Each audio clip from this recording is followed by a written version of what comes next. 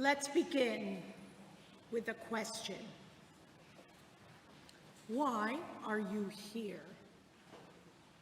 Now, this is not actually meant as an existential exercise, though, of course, the High Holidays liturgy is meant to provoke introspection, to push us to examine our souls and our place within our wider world.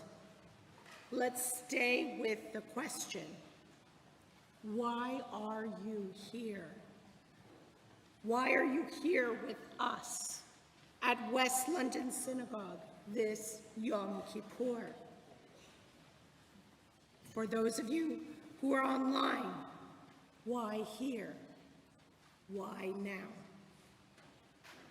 Now, if you are with us via live stream, you are using technology, which indicates that you are probably a progressive Jew of some denomination or none.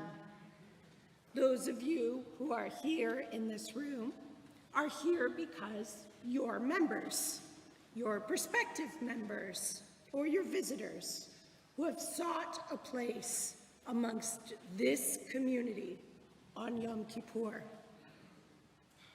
Why? Why are you here?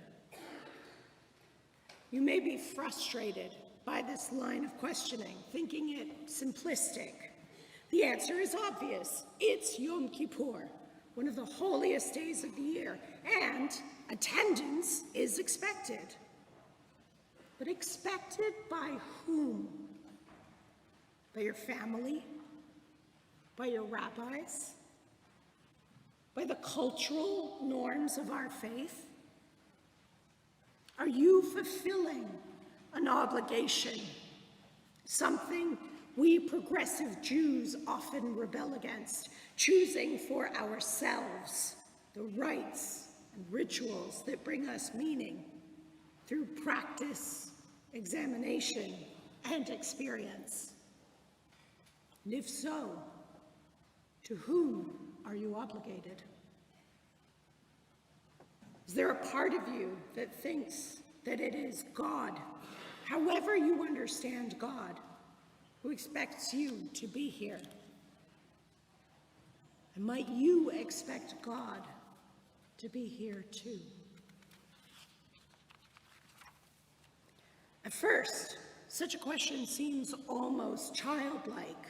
Certainly, we ask the youngest students at our Shorashim religion school where they think God lives, in the hopes that they might come to think that God can be found in the synagogue. As we age, the synagogue is cemented as the place one can go to speak to God through the language of prayer. We learn from our liturgy that God takes many forms: God the Redeemer, God the All-Powerful, God the Judge, Avinu the Parent, Malkeinu the Sovereign, a mighty protector. In our prayer books, God is real, present, a source of strength for our ancestors, who provides for our every need. Yet these messages, praising God for comfort, for giving us strength, and providing for us, can feel overly simplistic. We are no longer children. Our lives are complex, and our understanding of God is less straightforward. The language of prayer, which promises divine protection and certainty, can be alienating, especially at a time when so many of us are struggling, not least as we look around the world at all the suffering. With the advent of smartphones, each pre-programmed with apps designed to beep and buzz, informing us of the latest scandal, natural disaster, or outbreak of violence, we're now carrying a machine in our pockets which delivers what writer Amanda Montell describes as tragedy on demand. The pressure To be an empathetic global citizen seems to require one to read, watch, and listen to the horrors of the world, even when there is virtually nothing the individual can do to solve the world's problems. Add to this the increasing division we've seen in society, the rush to form factions defined by slogans which lack any sense of nuance, and we find ourselves in a world that feels utterly broken and divided. Where is God? Where are we? Why are we here? It's hard to feel spiritually connected. The noise overwhelms. The pressure on our soul builds. Exhaustion sets in. For some, depression. For others, despondency. The scale of the sadness, despair, and hostility in the world saps at our strength, depriving us of the ability to connect to anything bigger than ourselves. Ironically, each voice which demands that we listen actively forces us to tune out, to turn inwards, and in so doing, pushes us further away from God. This disconnect is an injury to the soul. Since the creation of humanity, we have strived to connect to a divine energy that pulses within us, between us. We're not meant to be strangers to God. As our prayers show us, we're meant to exist in connection with the ineffable. We were made to be capable of catching glimpses of the tremendous power and glory that exists in the world, that moves the world even in spite of human corruption and greed. Yet for a long time, modernity has clouded our ability to block out the noise and make space for the sacred. Recapturing that ability, however, is the only way to fully heal the soul. As Rabbi Abraham Joshua Heschel wrote, the sense for the sublime, the sign of the inward greatness of the human soul, and something which is potentially given to all, is now a rare gift. Yet without it, the world becomes flat and the soul a vacuum. Until we work to redevelop that precious awareness of what is beyond us, we will never be able to shake off the exhaustion and the sorrow, let alone experience joy or a willingness to undertake the holy work of mending the world. To cultivate our spiritual awareness, one must commit to putting in some effort, though perhaps not as much as one might believe. After all, Jewish tradition teaches that God wants to be found, wants to be sought.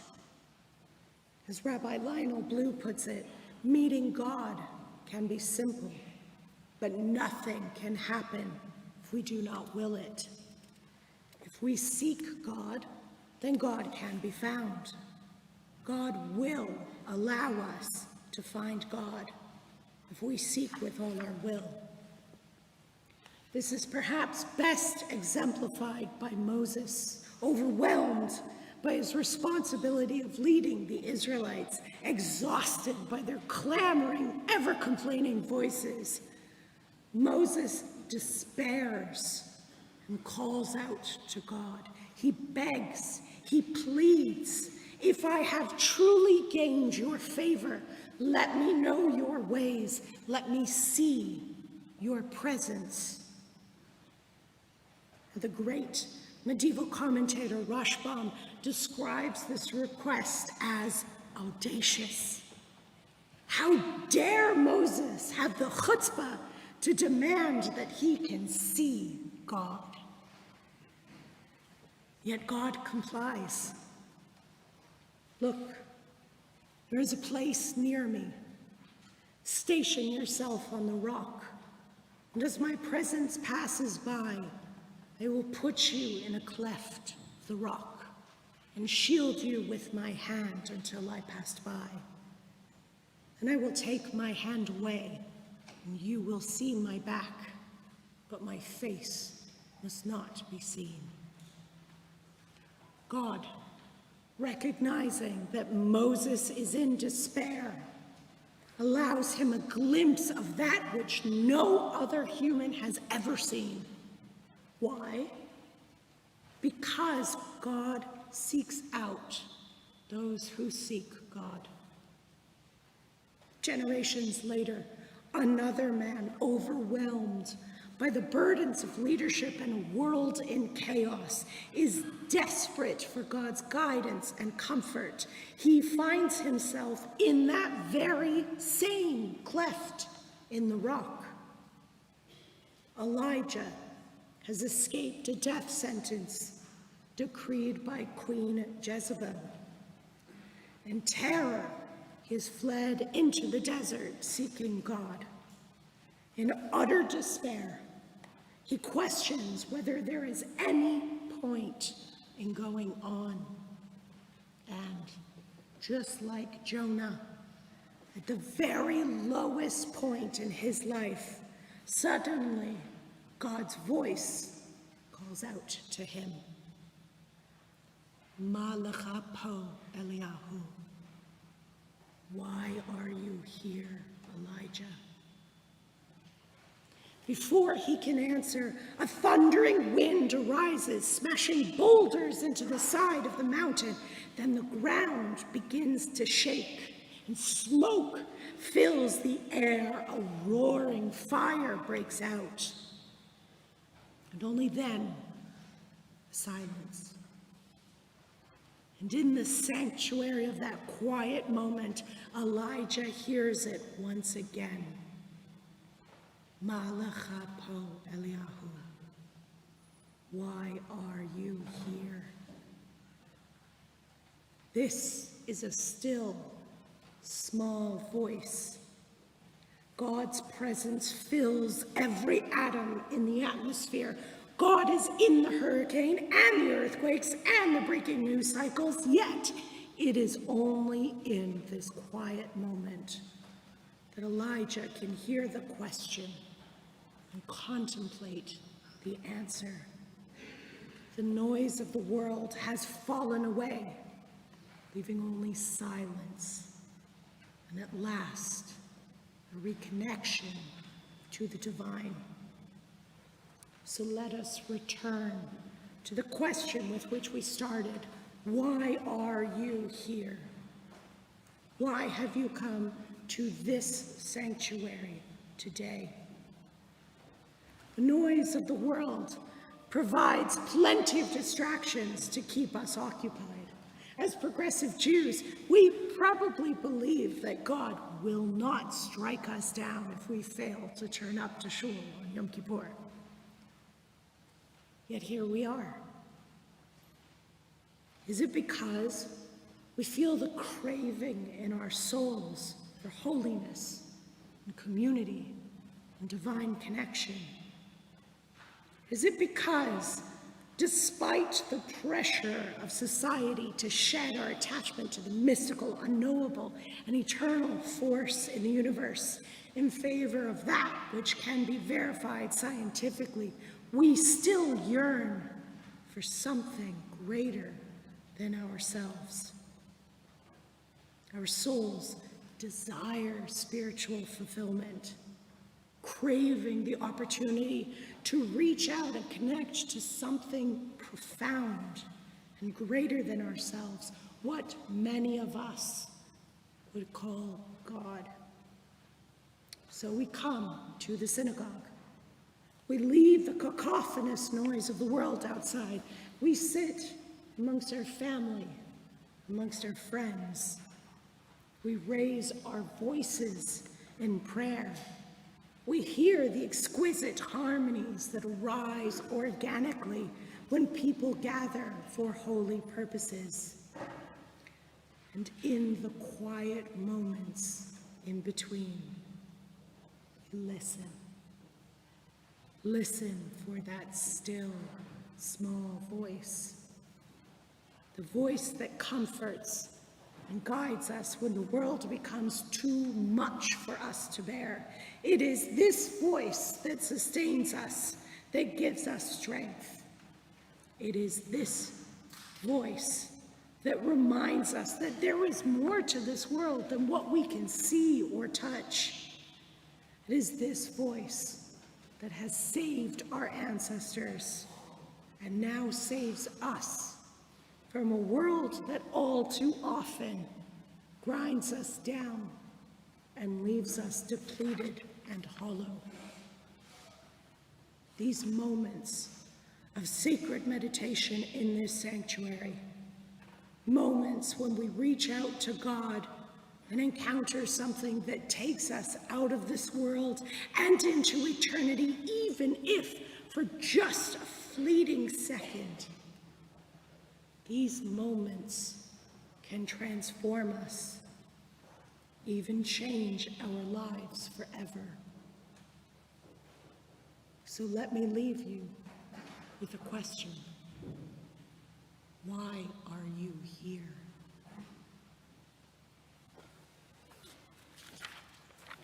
Shana Tova.